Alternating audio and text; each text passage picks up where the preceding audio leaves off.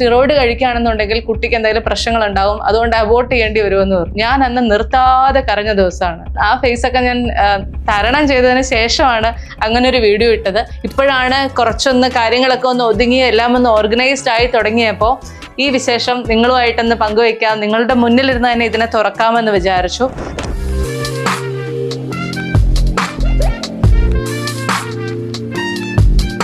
Hello guys, അപ്പോൾ ജീവിതത്തിലുണ്ടായ മറ്റൊരു കുഞ്ഞു സന്തോഷം കൂടി നിങ്ങളുടെ കൂടെ പങ്കുവെക്കാം എന്ന് വിചാരിച്ചാണ് ഇന്ന് ഈ വീഡിയോ എടുക്കുന്നത്. ഈ കുഞ്ഞു സന്തോഷം എന്ന് പറയുമ്പോഴത്തേക്കും പലരും നമ്മളിത് തെറ്റിദ്ധരിപ്പിക്കുകയാണെന്ന് പറയും. പുതിയ കുട്ടി ഉണ്ടാവുന്നു, അങ്ങനെ ഒന്നുമല്ല.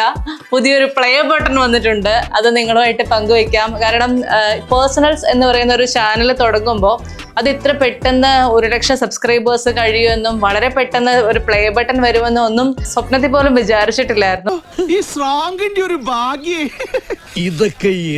ഈ കുട്ടിയുടെ തിരക്കുകൾക്കിടയിലായിരുന്നു ഇങ്ങനൊരു സാധനം വന്നത്. അതുകൊണ്ട് തന്നെ ഇതിലേക്ക് നോക്കാൻ സമയം കിട്ടിയിരുന്നില്ല.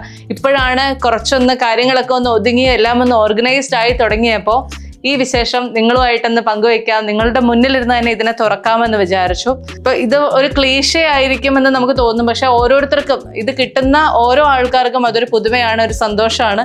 അപ്പൊ അതുകൊണ്ട് തന്നെ യൂട്യൂബിൽ നിന്നുള്ള നമ്മുടെ നോട്ട് ഇതൊക്കെ നിങ്ങൾ എല്ലാവരും കണ്ടിട്ടുണ്ടാവും. ബട്ട് സ്റ്റിൽ ഒന്നുകൂടെ എൻ്റെ ഒരു സന്തോഷത്തിന് ചെയ്യാമെന്ന് വിചാരിച്ചു. ഇതാണ് നമ്മുടെ പ്ലേ ബട്ടൺ. അപ്പോൾ എനിക്കുണ്ടായ ഒരു വിഷമം എന്താണെന്ന് വെച്ച് കഴിഞ്ഞാൽ, ഒറിജിനൽസിന് പ്ലേ ബട്ടൺ കിട്ടിയപ്പോഴത്തേക്കും കുറച്ചുകൂടെ വലിയ പ്ലേ ബട്ടൺ ആയിരുന്നു. ഇതിലേക്ക് വന്നപ്പോഴത്തേക്കും ആള് തീരെ ചെറുതായി പോയി. എൻ്റെ വാവയെ പോലെ തന്നെ ചെറുതാണ്. പക്ഷെ എന്നാലും പ്ലേ ബട്ടൺ തന്നെയാണല്ലോ, നമുക്ക് കിട്ടുന്ന ഒരു റെക്കഗ്നീഷൻ ആണല്ലോ, ഒരു അപ്രീസിയേഷൻ ആണല്ലോ. അപ്പം അതുകൊണ്ട് തന്നെ അത് വളരെ സന്തോഷമുള്ള കാര്യമാണ്. സ്വാഭാവികമായിട്ട് നമ്മൾ ഇതിനെക്കുറിച്ച് ഒന്ന് പുറകോട്ട് ആലോചിക്കും. അതായത് പേഴ്സണൽസ് എന്നുള്ള പേരിൽ വളരെ പേഴ്സണൽ ആയിട്ടുള്ള കണ്ടന്റുകൾ മാത്രം ചെയ്യാനുള്ള ഒരു ചാനൽ ഉണ്ടാക്കണം എന്നൊന്നും സത്യം പറഞ്ഞു കഴിഞ്ഞാൽ ജീവിതത്തിൽ ആലോചിച്ചിട്ടേ ഉണ്ടായിരുന്നില്ല. ഇൻ്റർവ്യൂ എന്ന് പറയുന്നത് ഒരു കരിയർ ആവുന്നത് പോലെ ഞാൻ ആലോചിച്ചിരുന്നില്ല.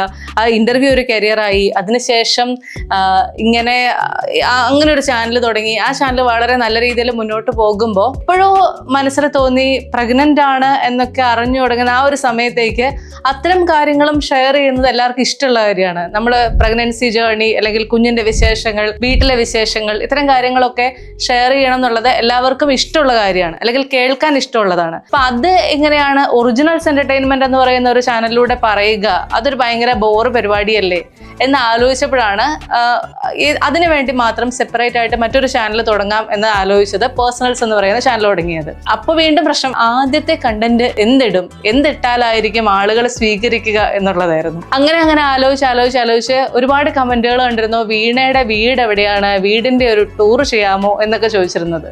അങ്ങനെയാണ് ആദ്യമായിട്ട് ഒരു ഹോം ടൂർ, ഇപ്പൊ ഞാൻ ഇരിക്കുന്ന എൻ്റെ വീടിന്റെ തന്നെ ഒരു ഹോം ടൂർ ഇട്ടുകൊണ്ട് നമ്മൾ പേഴ്സണൽസ് എന്ന് പറയുന്ന ചാനൽ ആരംഭിക്കുന്നത്. ഇട്ട ആദ്യത്തെ ദിവസം വെറും 0 സബ്സ്ക്രൈബേഴ്സ് ഉള്ള, അല്ലെങ്കിൽ ഞാനോ എൻ്റെ കൂടെയുള്ള 3-4 പേര് മാത്രമുള്ള ഒരു 4-5 സബ്സ്ക്രൈബേഴ്സ് ഉള്ള ഒരു ചാനലില് ഒരു വീഡിയോ ഇട്ടാൽ എങ്ങനെ ഇരിക്കും? ആദ്യത്തെ ദിവസം 5 വ്യൂസ്, 10 വ്യൂസ്, 20 വ്യൂസ് എന്നൊക്കെയുള്ള രീതിയിലാണ് കിടന്നത്. അപ്പൊ നമ്മൾ വിചാരിച്ചു, ആഹാ 8 നിലയിൽ ചാനൽ പൊട്ടി എന്ന് വിചാരിച്ചു. അപ്പോൾ നമ്മൾ സ്വാഭാവികമായിട്ടും അങ്ങനെയൊക്കെ വന്നു കഴിയുമ്പോഴത്തേക്കും നമുക്ക് പിന്നെ അതിലേക്ക് നോക്കാനുള്ള ഒരു താല്പര്യം പോകുമല്ലോ. അതുകൊണ്ട് തന്നെ നമ്മളും അതുപോലെ തന്നെ ഒരു ദിവസം മൈൻഡ് ചെയ്യാതെ വിട്ടു. ഒരു 2 ദിവസം കഴിഞ്ഞ് 3 ദിവസം കഴിഞ്ഞ് വളരെ ആക്സിഡന്റലായിട്ട് അതിനകത്തേക്ക് നോക്കിയപ്പോഴത്തേക്കും വ്യൂസ് ഒക്കെ ഇങ്ങനെ കൂടുന്നു. 20K വരുന്നു, 30K വരുന്നു, 100K വരുന്നു, 200K വരുന്നു, 5 ലക്ഷം വ്യൂസിലേക്കൊക്കെ വീഡിയോ എത്തുന്നു. ഞങ്ങൾക്ക് തന്നെ ആകെ കൺഫ്യൂഷനായി. ഇത് സത്യമാണോ അതോ എന്തെങ്കിലും സംഭവിച്ചാണോ, ഗ്ലിച്ചാണോ എന്നൊക്കെ വിചാരിച്ചു. പക്ഷെ അതിന് ഒരുപാട് കമന്റുകൾ വരുന്നു, ഒരുപാട് ആൾക്കാർ പേഴ്സണലി മെസ്സേജ് അയക്കുന്നു. അങ്ങനെയൊക്കെ കണ്ടപ്പോൾ നമ്മൾ മനസ്സിലാക്കി ചാനൽ ഒരു ഹിറ്റായി എന്നുള്ളത്. അങ്ങനെയായിരുന്നു പേഴ്സണൽസ് എന്ന് പറയുന്ന ചാനലിന്റെ ഒരു തുടക്കം എന്ന് പറയുന്നത്. പക്ഷെ അപ്പോഴും നമ്മുടെ ഒറിജിനൽസുമായിട്ട് വളരെ ബിസിയാണ്.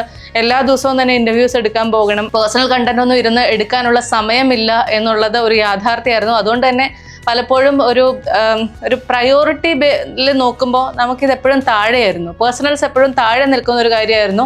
ഒറിജിനൽസ് തന്നെയായിരുന്നു എല്ലാ കാലത്തും പ്രയോറിറ്റി കൊടുത്തിരുന്നത്.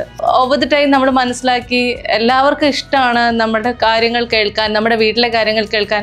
അതുപോലെ ഒരുപാട് പേര് എന്നോട് ചോദിച്ചു, വീടിൻ്റെ ഭർത്താവിന് എന്താ കാണിക്കാത്തത്? അപ്പം ഇങ്ങനെയൊക്കെയുള്ള ആൾക്കാരെയൊക്കെ പതുക്കെ എല്ലാവരും നിങ്ങൾക്കൊക്കെ ഫെമിലിയർ ആയത് ഈ ഒരു ചാനലിലൂടെയാണെന്ന് എനിക്കറിയാം. അതിൽ ഞാൻ വളരെ ഗ്രേറ്റ്ഫുൾ ആണ്. ഇപ്പോൾ എന്നോട് എൻ്റെ ഹസ്ബൻഡ് ആണെങ്കിലും കഴിഞ്ഞ ദിവസം തമാശയായിട്ട് പറഞ്ഞതാണ്, ഇപ്പോൾ റോട്ടിൽ കൂടെ ഇങ്ങനെ ഇറങ്ങി നടക്കുമ്പോൾ ആൾക്കാരൊക്കെ സൂക്ഷിച്ചു നോക്കുമെന്ന്, ആളെ എവിടെയോ കണ്ട് പരിചയമുണ്ടല്ലോ എന്നുള്ള രീതിയിൽ. ജീവനൊന്നും അങ്ങനെ ഭയങ്കരമായിട്ട് ക്യാമറയുടെ മുന്നിൽ വന്നിരുന്ന ഒരുപാട് സംസാരിക്കുന്ന ആളൊന്നും അല്ലെങ്കിൽ പോലും കണ്ട് എല്ലാവർക്കും പരിചയമാണ്. ഇപ്പോൾ വാവയാണെങ്കിലും ജനിച്ച് വീണ അന്ന് മുതൽ ഈ ചാനലിലൂടെ നിങ്ങൾക്ക് എല്ലാവർക്കും കണ്ട് പരിചയമുള്ള ആളാണ്. അങ്ങനെ എൻ്റെ കുടുംബമായിട്ട് ബന്ധപ്പെട്ട കാര്യങ്ങൾ, എൻ്റെ സന്തോഷങ്ങൾ, ഇപ്പോൾ ഈ പ്ലേ ബട്ടൺ, ഇതെല്ലാം പറയാനുണ്ടാക്കിയ ഒരു ചാനലായിരുന്നു പേഴ്സണൽസ്. അതിനെ നിങ്ങൾ ഇത്രമാത്രം സ്വീകരിക്കുന്നതിൽ വളരെ സന്തോഷമുണ്ട്. ഇപ്പോൾ പേഴ്സണൽസിലെ വീഡിയോസ് നമ്മൾ എടുത്ത് നോക്കുമ്പോൾ ഒരുപാട് വീഡിയോ ഒന്നും ചെയ്തിട്ടില്ല, വളരെ കുറച്ച് വീഡിയോസ് ചെയ്തിട്ടുള്ളൂ. സമയക്കുറവ് കൊണ്ടാണ് അങ്ങനെയൊക്കെ ചെയ്യുന്നത്. അതിൽ ഏറ്റവും ഇഷ്ടപ്പെട്ട വീഡിയോ ഏതാണ് എന്ന് ചോദിച്ചു കഴിഞ്ഞാൽ സ്വാഭാവികമായിട്ടും എല്ലാവർക്കും എന്നെ പോലെ ഉത്തരം അറിയാം. ഇറ്റ്സ് എ ഗേൾ എന്ന് പറഞ്ഞ് നമ്മൾ ചെയ്ത കുഞ്ഞുണ്ടാകുന്ന വീഡിയോ എന്ന് പറയുന്നത്. അതിന് കുറച്ചധികം ക്രിറ്റിസിസവും ഞാൻ കണ്ടിരുന്നു. അതായത് ഈ പ്രസവ വീഡിയോ ട്രെൻഡ് ആക്കാനുള്ള ഒരു ശ്രമമല്ലേ, അല്ലെങ്കിൽ എല്ലാവരും പ്രസവിക്കുന്നത് കാണിച്ചുകൊണ്ടിരിക്കുന്നു, ഇങ്ങനെയൊക്കെ കേട്ടെങ്കിലും അതിനേക്കാളും അതിൻ്റെ 4 ഇരട്ടി 10 ഇരട്ടി 20 ഇരട്ടി അപ്രീസിയേഷൻസ് ആണ് എനിക്ക് ഉണ്ടായത്. അതുകൊണ്ട് തന്നെ ഞാൻ വളരെ ഹാപ്പിയാണ്. ഇനി അതിനകത്ത് ഏറ്റവും ബുദ്ധിമുട്ടിയെടുത്ത അല്ലെങ്കിൽ വളരെ സ്ട്രഗിൾ ചെയ്ത ഒരു വീഡിയോ ഉണ്ടോ എന്ന് ചോദിച്ചു കഴിഞ്ഞാൽ, സ്ട്രഗിൾ ചെയ്ത ഒരു പീരീഡിനെ കുറിച്ച് പറയുന്ന ഒരു വീഡിയോ ഉണ്ടായിരുന്നു. അതായത് എൻ്റെ കണ്ണിനൊരു ഇഷ്യൂ വന്നിരുന്നു. ഇപ്പം ഞാനത് ഒരു കാലത്തും പറഞ്ഞിരുന്നില്ല. ഈ കണ്ണിൻ്റെ ഇഷ്യൂ എന്ന് പറയുന്നത് ഇത്രമാത്രം സീരിയസ് ആകാനുള്ള കാരണം എന്ന് പറയുന്നത്, ആ സമയത്ത് ഞാൻ പ്രഗ്നന്റ് കൂടെ ആയിരുന്നു. അപ്പോൾ ആ പ്രഗ്നൻസിയുടെ സമയത്ത് ഈ കണ്ണിന് ഇത് മാറാനുള്ള സ്റ്റിറോയിഡ് ഒന്നും കഴിക്കാൻ പറ്റില്ല.